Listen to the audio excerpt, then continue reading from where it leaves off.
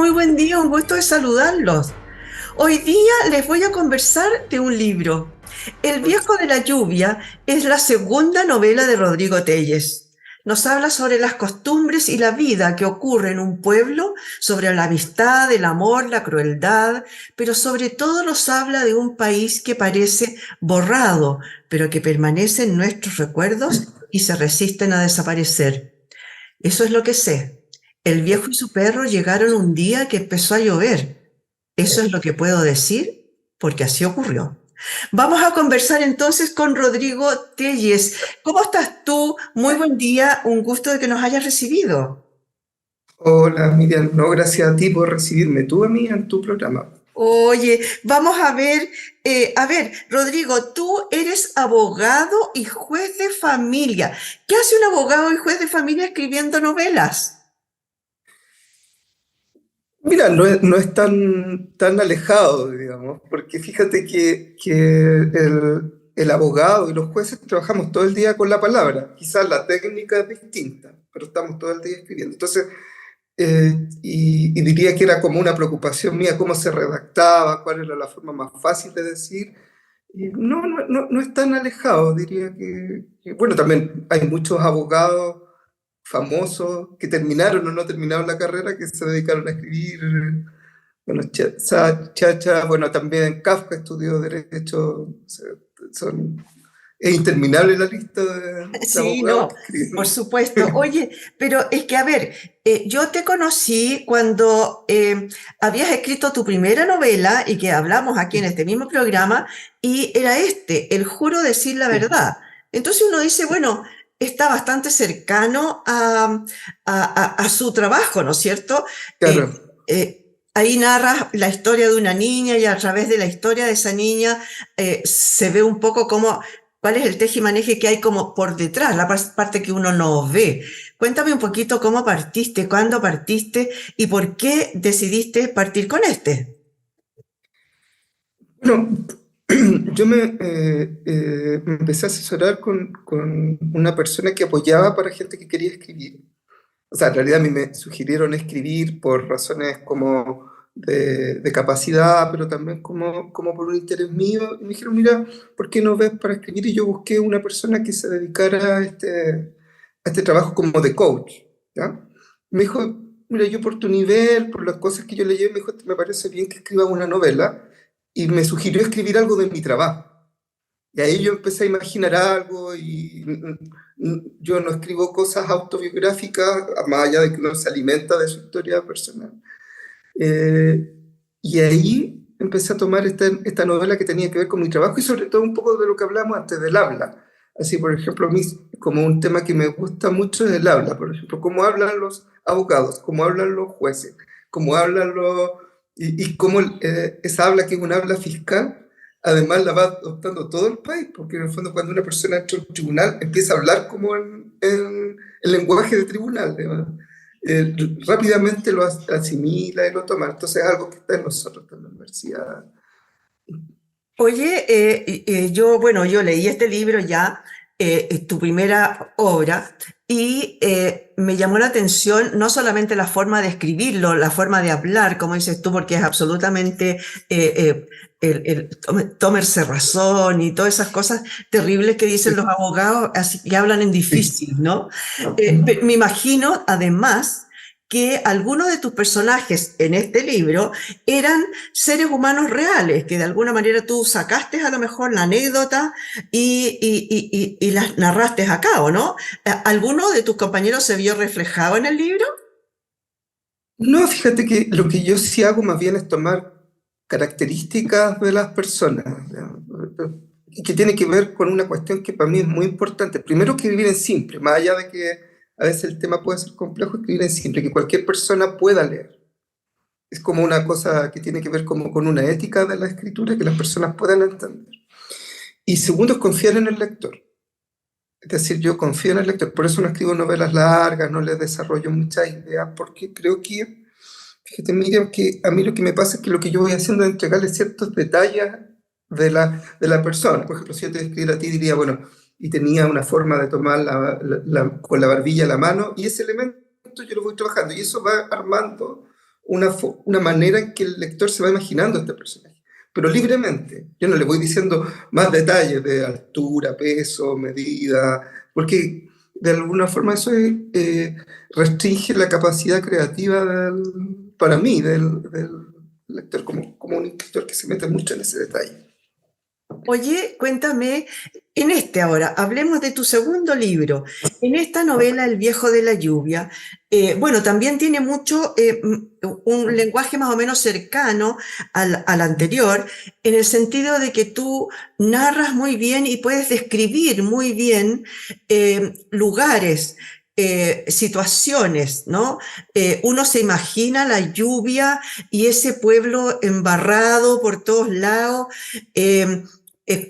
Obviamente tú lo asocias rápidamente porque está muy bien descrito el tema, ¿no? Cuéntame, ¿se supone que está instalado en algún pueblo del sur de Chile, en el sur de alguna parte? Mira, fíjate que yo lo que te podría como comentar es que hay cosas que tienen que ver incluso con Antofagasta, por ejemplo, ya el hecho de ser, yo como mi hermano una vez le comenté, yo vengo de un pueblo con mar y a él no le pareció porque en realidad dice que Antofagasta es una ciudad, pero en el fondo eh, un, yo vengo de un lugar con mar. Y eso yo creo que me da una condición particular que yo quería relevar. Yo soy de provincia, ¿no? Entonces me parece importante manifestar la provincia. Y yo fui tomando cosas de Antofagasta, cosas, yo trabajé en Puerto Cisnes un año, cosas de Puerto Cisnes, de Coliumo y de otros pueblitos que uno va viendo. Y también del cine, fíjate, también, por ejemplo, había cosas que, y de la literatura, por ejemplo, esta cosa así como del funcionamiento en la oscuridad de los pueblos, pensó en la leyenda del santo bebedor, por ejemplo, cosas de ese estilo que tienen un cierto tono lento para hacer las cosas, pero no aburrido, sino que básicamente muy emotivo, donde toda acción tiene un sentido, donde las cosas ocurren de esa manera porque también el espacio físico lo permite. Pero te diría que si tú me dices así como dónde tomé algunas cosas, principalmente Puerto Signo, Coliumo, Antofagasta. No, que no llueve en Antofagasta, pero la idea como de estas ciudades que están atrapadas en el fondo, porque quedan atrapadas atrás de los cerros y adelante tienen el mar. Y tienen como dos salidas hacia los lados. O sea, Claro, lo que nosotros comúnmente conocemos como caletas, ¿no es cierto? Caletas de claro, pescadores, porque acá obviamente en el libro aparece mucho el tema de los pescadores, son un pueblo pescador en realidad, ¿no? claro. En el que ocurre esta historia. Y tú estuviste entonces en esos lugares por un tiempo. ¿Por qué decidiste retratar ese... porque, a ver, no es una historia de pescadores específicamente, en realidad es Claro. el tema de este muchacho jovencito que tiene una discapacidad y que de alguna manera es dejado de lado, nadie le da trabajo, no sirve un poco como para ser risa con los demás. Eh, es la historia de él y este señor que llega a cambiarle la vida a los demás. ¿Tú conociste algún viejo de la lluvia? Sí, sí, fíjate. Sobre todo estas personas que son peculiares, que son excepcionales, por un lado, pero por otro lado son también que están fracturados. Porque tú decías, claro, de repente, no sé, se caen al alcohol o tienen vidas que no, como que no se asientan. Pero por otro lado tienen cosas excepcionales respecto de su historia personal, respecto de sus capacidades. Y también diría esta bondad, así como de esta generosidad que también yo he visto en muchas personas que quise como retratar ahí.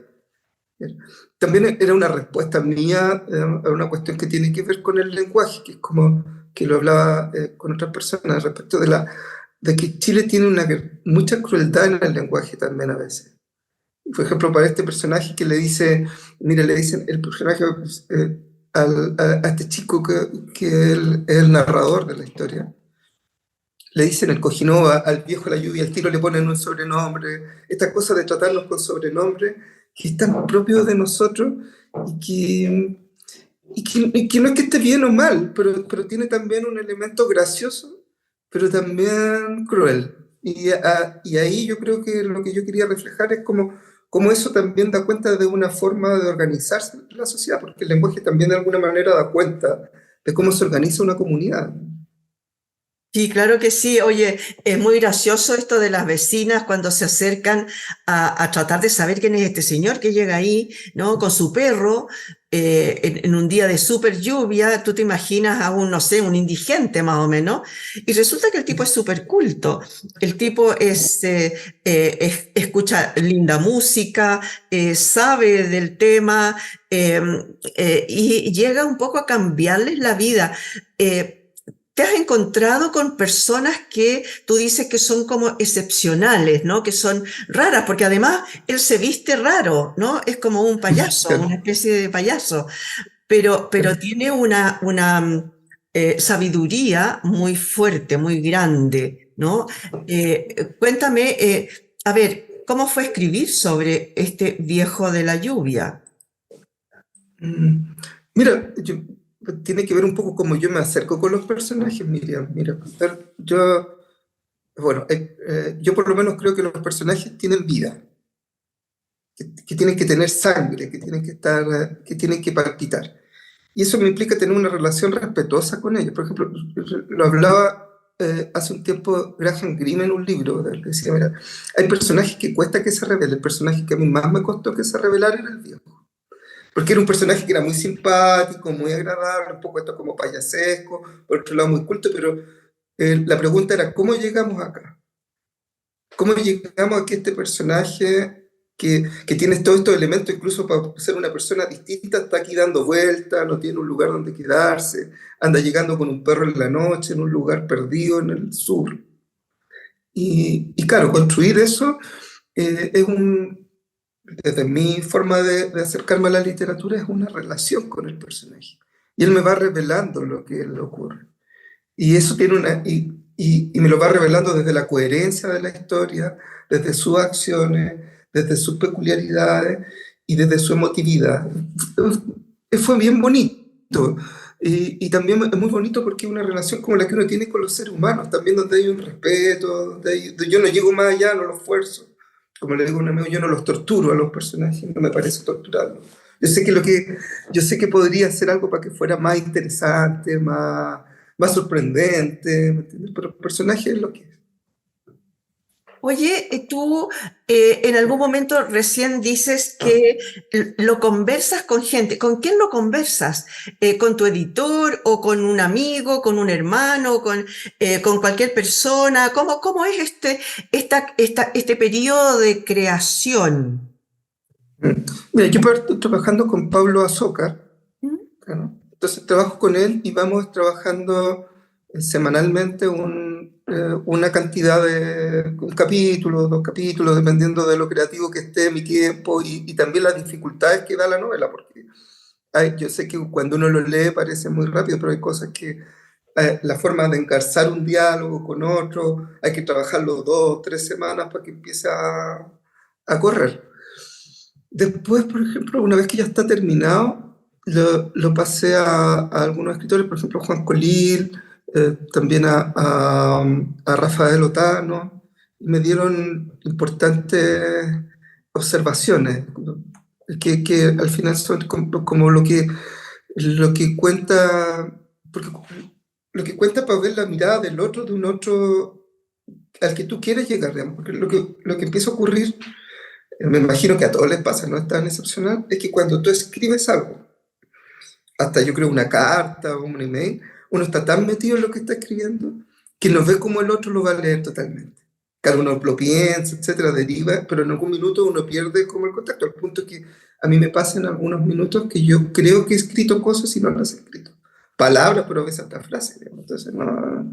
Claro, y tú después las revisas y cuando las vuelves a releer te pareció que estaban y no estaban, porque la mente te va a jugar, al menos por lo menos a mí me juega algunos, algunos chascarros ahí. Entonces, me ayuda mucho y además lo otro que te diría, el equilibrio de la novela, que tiene que ver con que una novela es una obra completa, es como una casa, es como una construcción. Entonces, claro, tú puedes hacer 2 capítulos súper entretenidos, pero después la novela se te decae, es lenta. Entonces la novela tiene que tener una estructura donde puedes circular bien, donde te acompañen del comienzo al fin, donde claro, puede haber momentos que te gusten más o menos, pero eso requiere esta visión como holística, digamos, de la obra, requiere una visión externa muchas veces, porque uno está tan metido en el detalle del entramado de la historia que a veces pierde la visión de conjunto. Oye, y respecto de eso, por ejemplo, para alguien que estuviera empezando o que está pensando, que tiene una idea, etcétera, y quiere desarrollarla, ¿cómo lo haces tú? ¿Vas construyéndola en el momento y en los mismos personajes te van llevando hacia cómo se desarrolla? ¿O haces primero una especie de, no sé, escaleta o no sé, de resumen, de dónde viene, cómo parte, cómo sigue, hasta dónde termina? ¿Cómo trabajas eso? Yo parto primero de un sonido o una imagen. Por ejemplo, en la primera parte siempre, por ejemplo, esta idea de sí, su señoría, juro decir la verdad. Siempre estaba esa imagen, así como, a mí siempre me llamaba eso. Entonces yo desde ahí digo ya, desde aquí yo voy a construir. Hay como un habla. Desde el otro, de esta novela estamos ahora conversando, a mí lo que me pasaba era la imagen. Yo lo que tenía era la imagen de una persona que llega en un pueblo caminando de noche con un perro bajo la lluvia. Eso es lo que yo veía. Y desde ahí empiezo a armar. De ahí yo lo que hago es imaginarme un final. No necesariamente va a ser el final real, pero me conduzco hacia un lugar. Y después voy llenando entre medio, no tan organizadamente, después me voy haciendo preguntas. Por ejemplo, ¿cómo es este personaje? ¿Qué es lo que está haciendo aquí? ¿Por qué llegó? Bueno, ¿y con quién va a interactuar? Y ahí, por ejemplo, aparece Kojinoa. Entonces, este niñito cojo, no sé por qué, pero me pareció que un niñito cojo aparece, y estamos en un pueblo con mar, entonces tiene que haber algo y tenía que ver con los pescados, y en el fondo dije, ya, un cojito, Kojinoa, y partamos por él, y, y, y, y también una idea a veces, fíjate, que también es lo que voy desarrollando. Por ejemplo, en la primera novela era la idea de la ira, por ejemplo, entonces había como una idea casi filosófica de la ira. En esta era una idea de la crueldad del lenguaje, pero también de lo hermoso que tiene. Y cómo combinar las dos cosas, porque claro, tú te puedes quedar en lo cruel y puedes caer un poco en lo que pasó que no es una crítica, es una novela que es muy buena, que es, por ejemplo, Un lugar sin límite de Donoso, donde está muy marcado la crueldad de la provincia, pero como que lo otro no está. Entonces, claro, no está lo gracioso, las vecinas copuchentas, lo peculiar que se da también en la provincia, porque el nivel de locura que se da en la provincia es bien en particular, porque también se permite ese detalle. Y por otro lado, claro, pero también tienes esto otro, que es lo que Donoso destaca, que esta crueldad, que esta energía como para dañar al diferente a veces. Y eso me parecía un tema bien bonito de acercarme desde el lenguaje y de construir este espacio donde ocurre eso. Pero ocurren las dos cosas, con este también equilibrio que te decía. Oye, que sí, obviamente, es como, no sé si estaría bien dicho, pero es muy costumbrista tu novela, ¿no? Porque muestra específicamente cómo son los pueblos pequeños, ¿no? Un pueblo además con mucha lluvia, seguramente con mucho frío, pero bueno, cuéntame, además hay otra cosa. Eh, ¿Tienes ya pensado qué vas a hacer? ¿Tienes ya hablado otro? ¿Ya tienes una idea? ¿Ya tienes un sonido? ¿Ya tienes una imagen para partir con otra novela?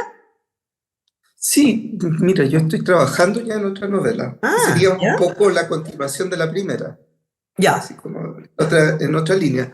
ya. Mi preocupación en este minuto es como Dios, la religión, así como la religión en términos globales, no la religión católica, cristiana, sino como el mundo de la religión que ha decaído en Chile y cómo eso va generando otras formas en que la presencia de la divinidad se va presentando dentro de las comunidades. Eso es lo que, entonces, claro, yo parto primero por estas ideas, digamos así como en general, algunas imágenes y voy armando y voy ahí rastrillando lo que voy encontrando dentro mío. Claro. Oye, ¿y cómo te las arreglas con el tema de tu trabajo? Porque tú tienes un trabajo con un cierto horario Claro.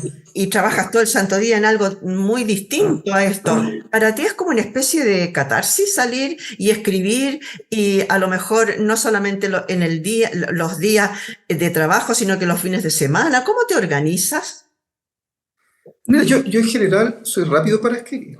Eso primero, o sea, no, tengo oficio en eso de escribir, o sea, no es como que yo requiera tanto tiempo para escribir un capítulo, por ejemplo. Y por lo tanto puedo dedicarle mucho tiempo a los capítulos sin necesidad de trabajar, porque la gente cree que uno trabaja cuando está escribiendo.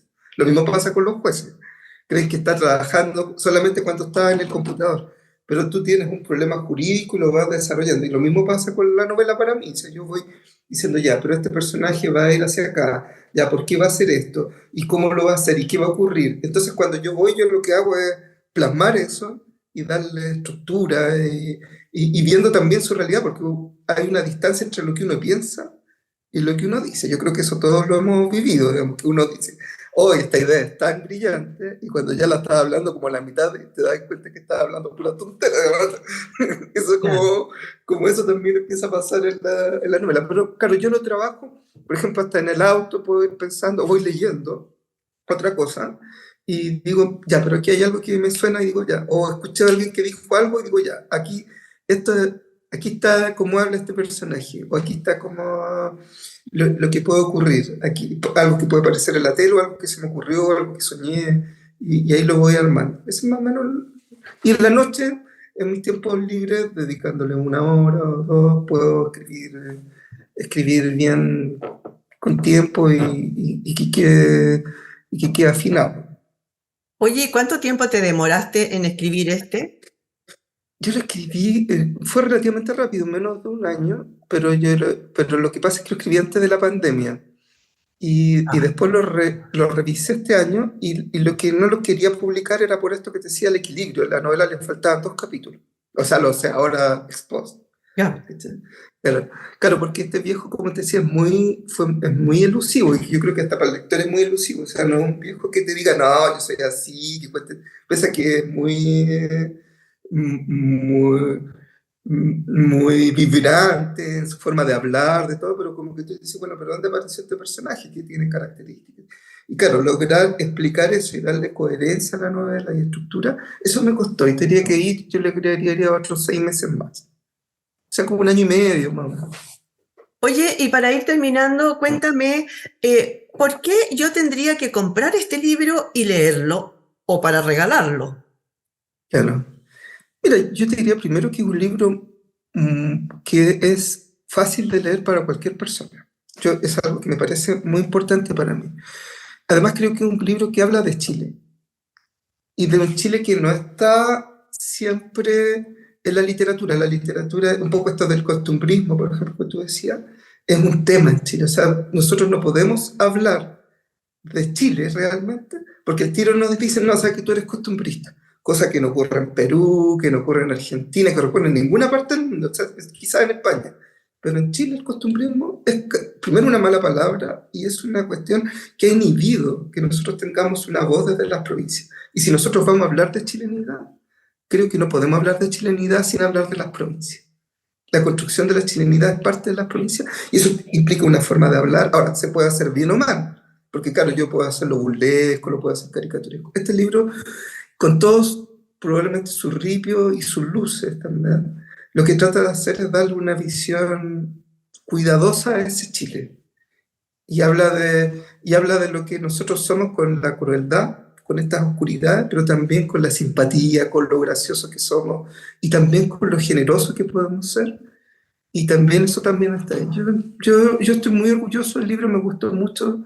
Y además, una cosa que no me había dado cuenta cuando lo escribí, fíjate que el primero, si bien me parece que es un libro técnicamente muy bueno, es un libro que le cuesta mucho más leerlo a algunas personas que no están cercanas a la literatura.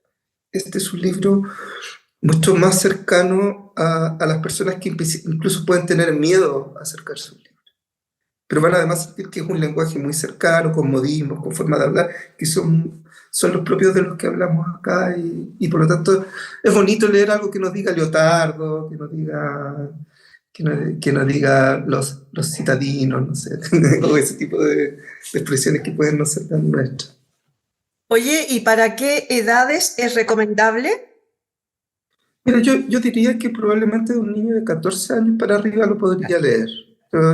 Sí, obviamente de ahí para adelante libremente no tiene nada terrible, pero yo creo por no un libro con imágenes de sexo, graves de violencia, pero sí requiere entender un poco la dinámica del país, y yo creo que eso implica haber vivido un poco la realidad de la adolescencia, porque yo creo que nosotros como que todos abrimos los ojos cuando ya somos adolescentes respecto de cómo es más o menos el mundo. Yo creo que eso requiere un poco para disfrutarlo y entenderlo con alguna profundidad. Claro que sí. Oye, muchas gracias por haber estado hoy día con nosotros. Conversamos con Rodrigo Telles. Él escribió este primero, El juro decir la verdad, y ahora estamos hablando de El viejo de la lluvia, un libro muy entretenido, ¿no? Que uno le va mostrando, como dice él, tal cual como podría funcionar una persona en un pueblo, en realidad, en el sur de Chile, con un viejo que llega a cambiarles de alguna manera la historia. Una pequeña cosa que les quiero decir, el tema cuando hablamos de la crueldad es la crueldad en el lenguaje, el cómo se habla, por ejemplo, con los apodos, ese bullying que hacemos todos los chilenos de hablar de la gorda, el patecumbia, ¿no? Todos esos apodos que les ponemos. Así que, bueno, muchas gracias por haber estado hoy día con nosotros, Rodrigo. Gracias, Milena. Y te pasaste tú por dedicar tiempo a esto que cada vez tiene menos espacio, además. Gracias. Sí, pues cada vez tiene menos espacio y resulta que nosotros deberíamos pasar leyendo y más todavía leer autores nacionales. Muchas gracias por haber estado hoy día con nosotros en este punto de encuentro.